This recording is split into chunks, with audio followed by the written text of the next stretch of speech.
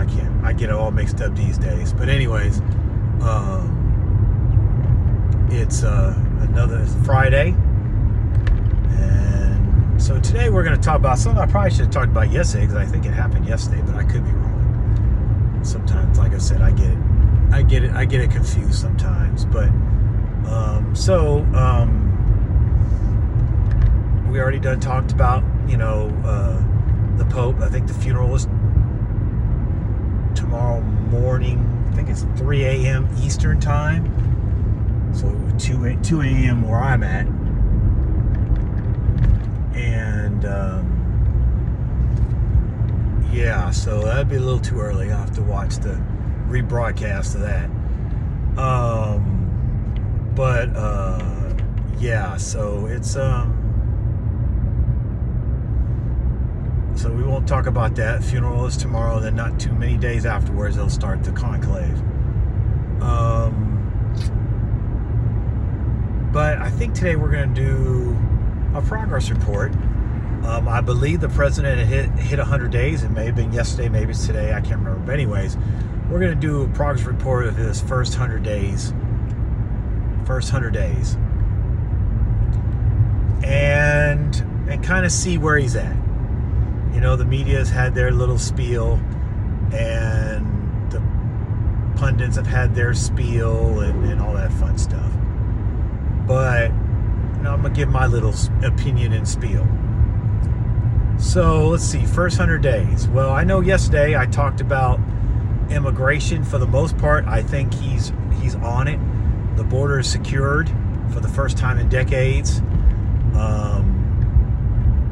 I think him deporting illegal criminals is definitely the right thing to do. And so far, I think that part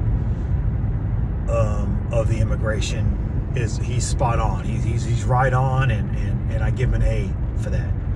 Now, when it comes to visas, which I didn't get a chance to talk about, when it comes to visas, I understand what they're trying to do, but I think that the criticism about it is that they're attacking free speech. Now, I guess it's a case-by-case basis.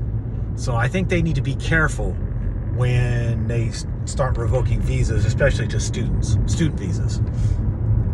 This is what we're talking about, student visas. I think they have to be careful.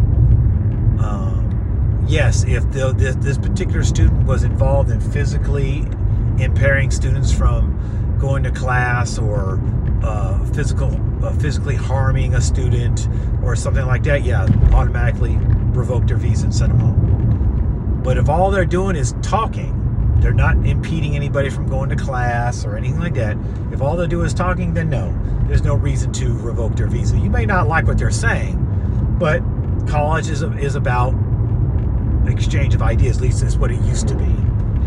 And so, you may not like it, but as long as they're not physically impeding or harming students, then they have every right to say what they want to say, protest, whatever, or destroying property. If they're destroying property, revoke their visa and carry on. Because it's Secretary of State is correct. Having a student visa is a privilege, not a right. So with that one, I don't know all the cases. So right now, I'd probably give him a C on that, because I'm not sure how many student visas he's revoked. But if I've read something correctly, they might be not renewing, but stopping that for a minute so ICE can get a better plan. And maybe it's not student visas, maybe it's regular visas. So they can get a better plan about how to deport people. What's the criteria, that kind of thing. So, I don't think that, that's gone too well right now. Just right now. Again, it's only been 100 days. The tariffs. I agree with the tariffs, the reciprocal ones at least. And I've said this in a previous vlog. that I agree with the reciprocal tariffs. I think that definitely needs to be done. Now, I even think the president is aware of this. I think he jumped the gun a little too fast and a little too hard. And I think he realized that to a point. And so, again, with the reciprocal tariffs, by all means, yes. Even the countries aren't going to like it, but it's only fair. You're charging us however many percent, then why can't we charge you the same thing? I have no problems with reciprocal tariffs. And I think I heard something also that it just doesn't need to be on goods and services, but in other areas as well. So reciprocal, I'm cool with. The other ones, I think he went a little too far in the deep end on some of them, and thinking that everybody was just going to cower, and that wasn't the case. At least with the EU and China. Everybody else, yes, they did. They immediately started calling and let's make a deal. So I guess with that, I would give him a C plus, because I think the reciprocal ones are fair. The other ones, I think he jumped in the deep end a little too deep, and I think that I'm not saying it's backfired yet, but I don't think he could have. I don't think he had to go that hard right off the top. I think he should have been more strategic in doing it, if you're going to do it. So that's that on the tariffs. As far as getting rid of DEI and all that, I'm all for that. I've been on record on these vlogs and I've said it. DEI was weaponized. At least the DEI the government was and the media was pushing was weaponized against whites. It was, and it was used to justify only hiring minorities, even if they weren't qualified. Again, because I was a victim of it. I was more qualified than just about everybody that applied for that job, but I didn't get hired. And the people who did get hired were usually of the black persuasion and female. Even though I had much more experience in years than they did, it is what it is. So I'm all for that, but with that, we have to be careful. We, as I mean the us that are conservatives, have to be careful that we don't fall into the same trap and then be just like the Democrats. Because like I said in the previous vlog, there's bad sides on both sides. So there are liberals that go way too far to the left, and there are conservatives that go way too far to the right. It's just the way it is. So I think getting rid of the woke agenda is definitely a B plus, A minus for sure. I'm glad he's doing it. And when it comes to the universities, some are fighting him, like Harvard. I'm all for, if they're not following the law, then they need to get their money taken away.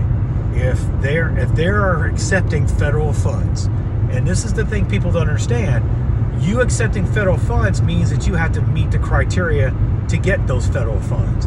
And if you are violating law or whatnot, then again, getting federal funds is not a right, it's a privilege. I have no problem with him taking federal funds away from private universities that don't follow the law or don't meet the law or whatever it is. And in this case, not meeting Title IX, allowing men to play in women's sports when that's now against the law. And so I have no problem with them taking the federal funding away. Not a problem at all. Not a problem at all. Again, if they're violating the law and all that, not because they're saying things that you don't agree with, but that they're violating law or statutes, then yes, take their federal funding away, by all means. Again, it's a privilege, not a right.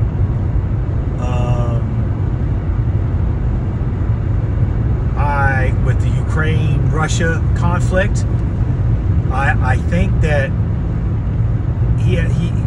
his intentions are good, and he wants peace, and that's a good thing. I agree the war should have never started, but it did, so it is what it is. And so him wanting to end the conflict, I think is great and should be applauded by everybody. I think him wanting to do a deal to recoup our money is smart, because unlike the Europeans who gave them a loan, we just gave them money. And I was totally against giving Ukraine money. I wasn't against Ukraine defending themselves. That's exactly what they should do, because Russia was the aggressor. There's no doubt about that. Russia was the aggressor. But we should have just been giving Ukraine free money. We should have been doing it as a loan, as the EU did. So I don't have a problem with the president trying to get money back, because we shouldn't have been just giving them money. It should have been a loan. I'm all for that.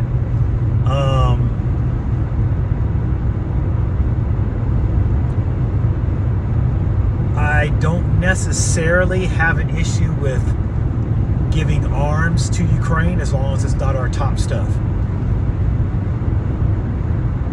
You know, I don't have any problem with that. That's fine. But again, we shouldn't have been just giving them money for free.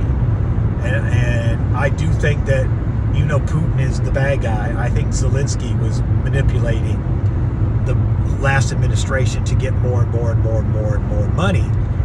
Plus, he's trying to manipulate the United States and the EU to accept him in NATO, which is not going to happen. So,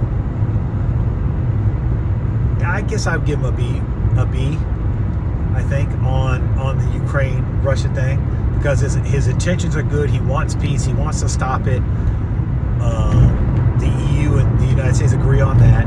We may not agree on some other things, but we all agree that we want peace. So that's a good thing, and I think that deserves to be applauded.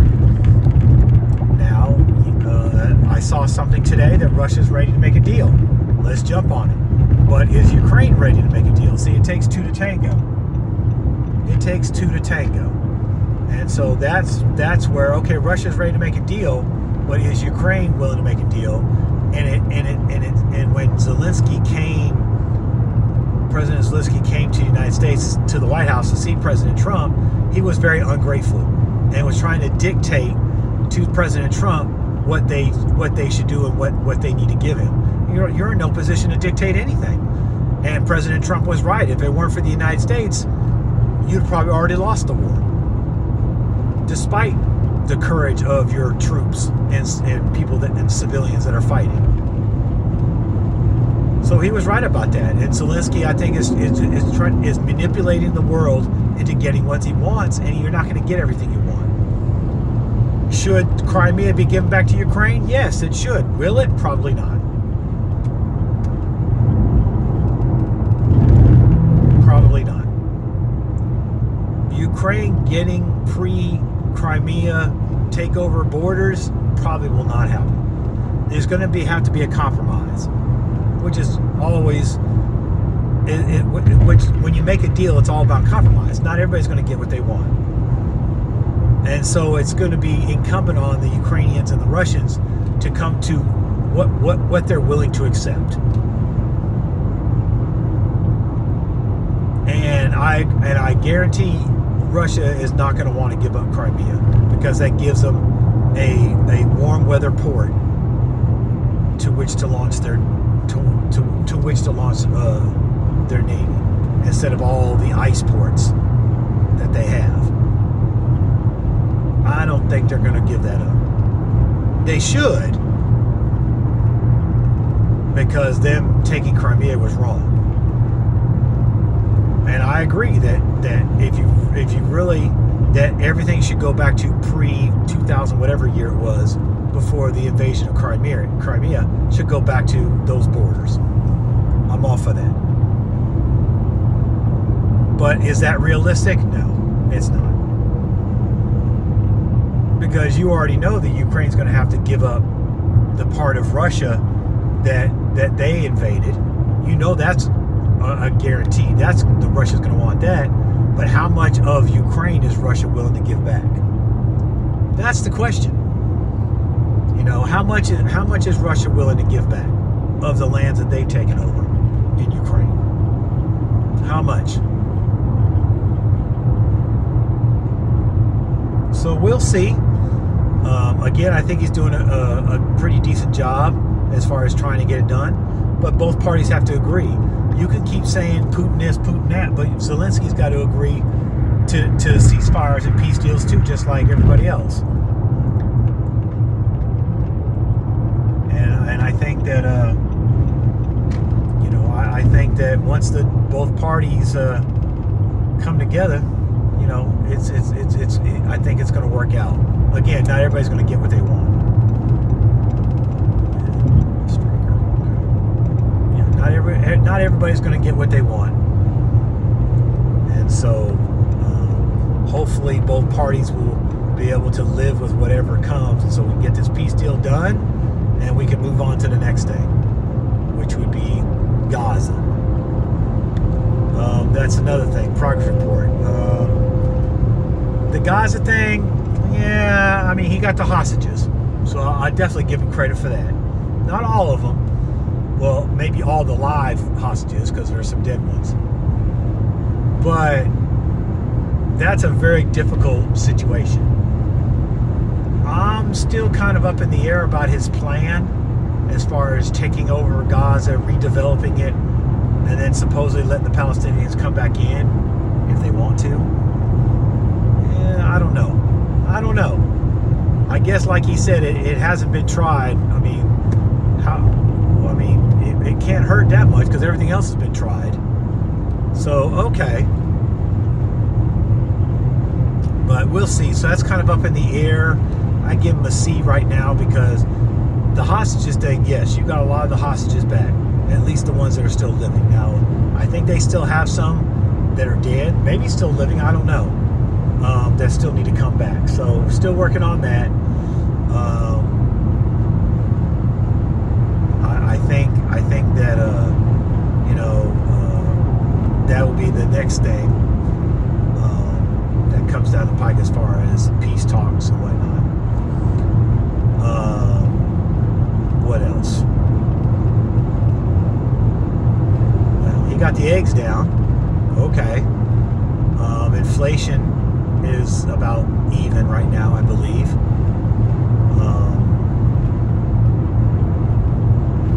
Businesses are coming back to the United States, so that's a big deal.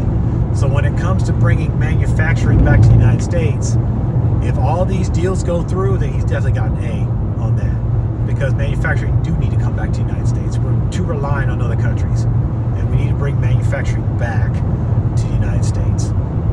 All for that.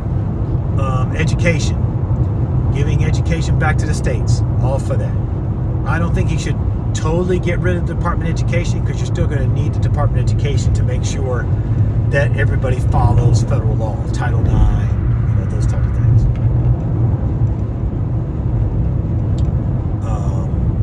But yeah, I believe that the state should be in charge of their education, and I'm all for that.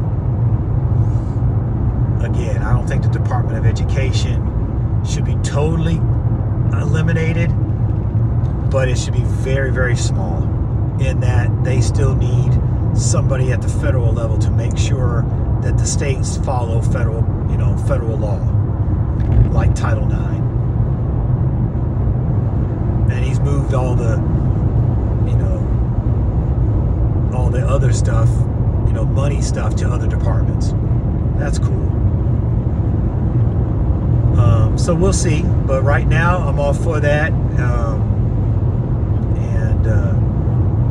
hopefully it will come to fruition here shortly. So I guess I give him a B minus on that. I think that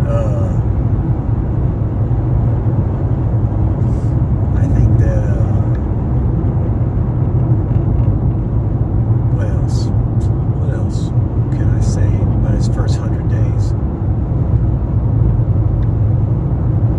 I think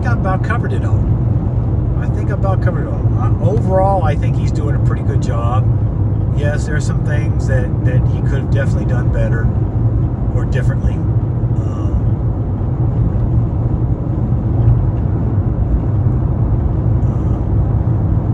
I think he needs to do less of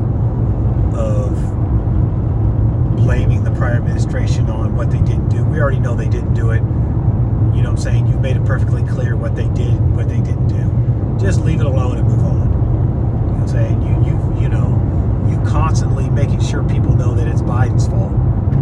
Anybody with common sense knows that he didn't do anything. So just leave it alone and move on. You don't have to keep harping that. In my opinion, I think you just move on, leave it alone. Make you leave your mark, make your legacy in the 4 years that you've got. I have no problem with all these executive orders. I'm hoping that a lot of these executive orders will be codified through Congress so that they're made permanent. So with the executive orders, I'd probably give them a B minus, because until they're codified by Congress and made actual law, they're only going to last 4 years. So, some of that stuff Congress needs to take up and actually make into law. So, we'll see. He's being fought against by the courts. And so he's having to navigate that, and all this other stuff. So I think for the most part he'll be able to do his agenda for the most part. Military wise, if he's anything like his first term, I think it'll be better. Bringing back the soldiers that got kicked out because they didn't take the COVID shot was spot on. That was definitely a great thing. The ones that wanted to come back. And that's spot on. So I'm all for that. I'm all for strengthening our military, of course. That's always a good thing.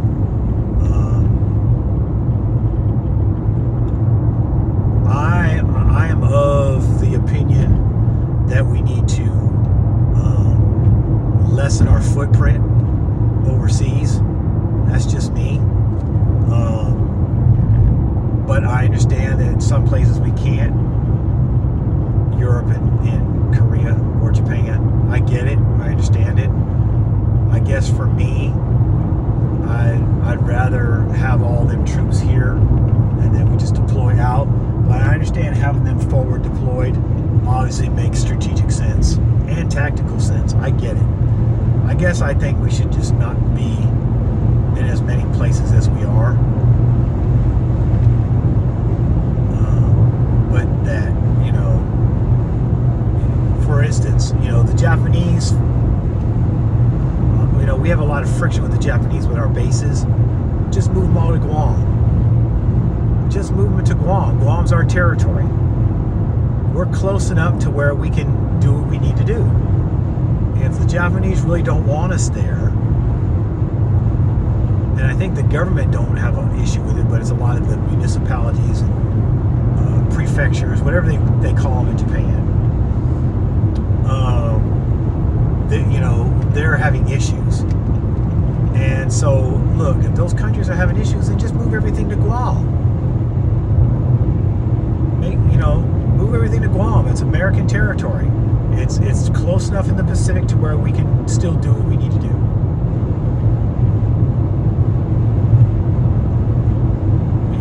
Now, if the countries want us, then by all means, stay put. I think it's a good idea that a lot of these islands we used in World War II, we're redoing them and are going to use them. I think that's smart. Keep most of our troops on our territory. I think that's smart.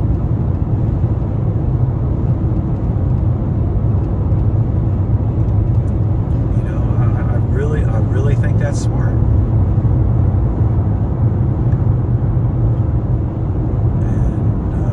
And same with Europe. If Germany's tired of us and another country wants us, then move to that country. and just totally move out. You know, we have very few bases in Germany. We used to have a ton of them, and now there's just a few left. But I mean, if these countries really don't want us anymore, then why stay? Why stay? Why renew the status of forces agreement? Why stay? And the only reason we should stay in NATO is if everybody else contributes like they're supposed to. If everybody contributes like they're supposed to, then yeah, stay in NATO. But if they don't, then pull out. It's just that simple. Pull out. Because here's the reality. If somebody attacks the United States, is NATO going to come to our defense? That's the real question. We're going to come to their defense, but are they going to come to our defense? That's the real question. And that's the question that the president should be asking. Hey, if we're going to stay in this alliance, is Title 5, I think it's Title 5, does that apply to us too? Does that apply if China or Russia attacks the United States? An attack on one is attack on all. Does that apply to us too? I'd want to make sure that applies to us too if I'm going to stay in NATO.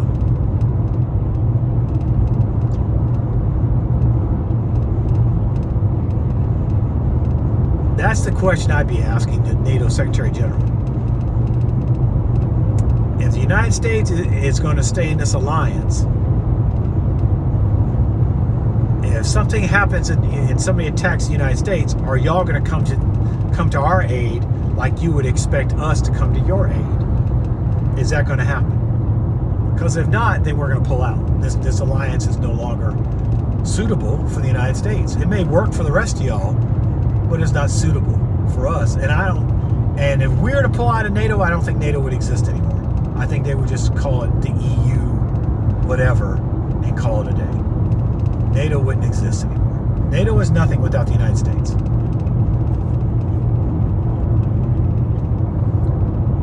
NATO is nothing without the United States. So I think that the first 100 days of President Trump have been decent. I think they've been pretty decent. He's done a lot in 100 days. He's moving at breakneck speed. They're doing a whole lot of work, and I think that I think most of his cabinet picks have been pretty good. There have been some that might be a little iffy, but I think most of his cabinet picks have been pretty good.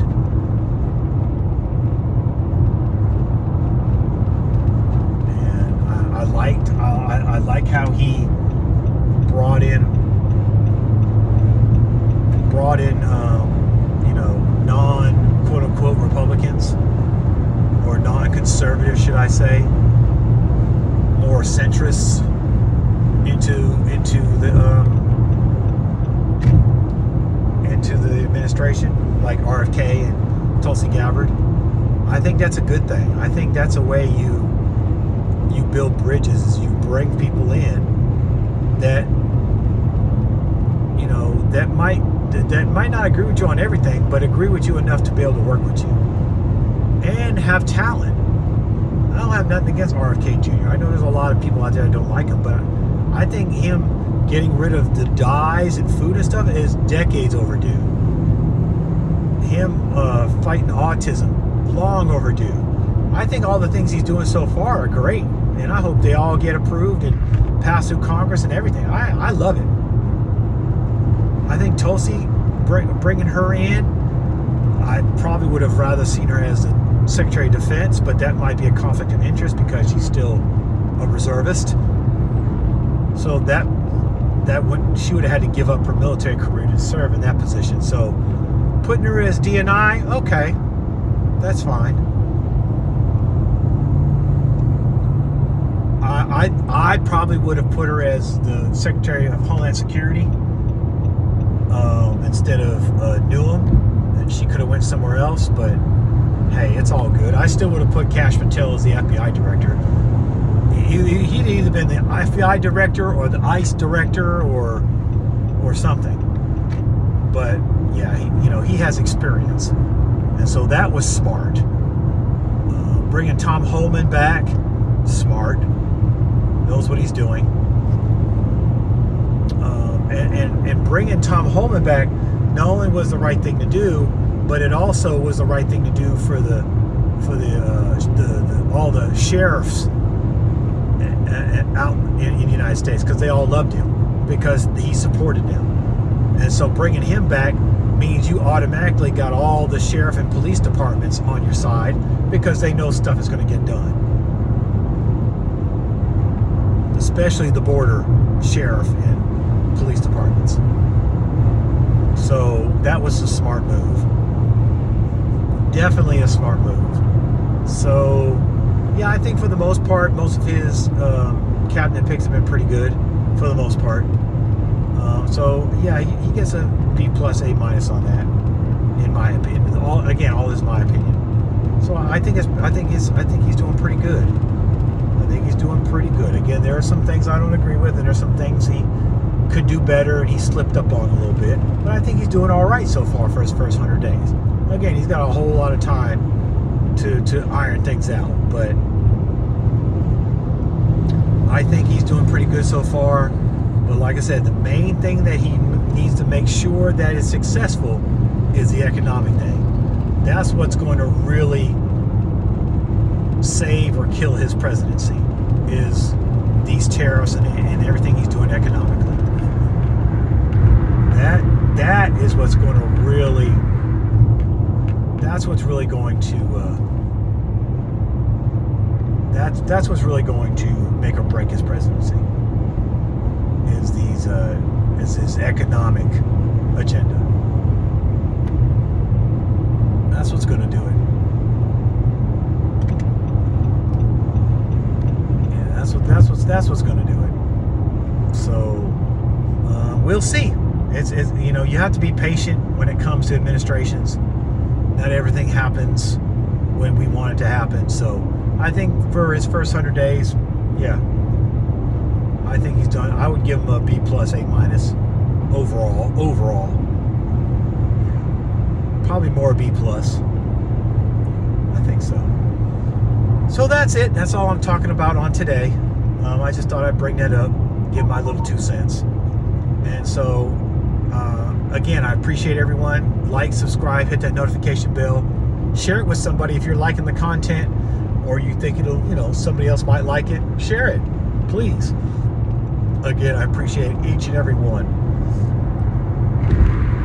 for liking, viewing, subscribing, and all that. I definitely appreciate each and every one of you. And I don't look a gift horse in the mouth. I'm very appreciative. I know I'm small, and that's okay. Again, if this thing blows up, great. If it don't, it's okay.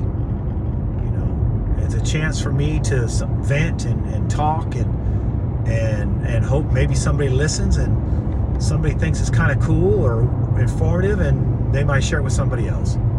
So it's cool. So again, I appreciate y'all. Hope everyone has a wonderful weekend. And we will see you all again on next week. And hopefully I'll have some topics we can talk about. And until then, God bless you.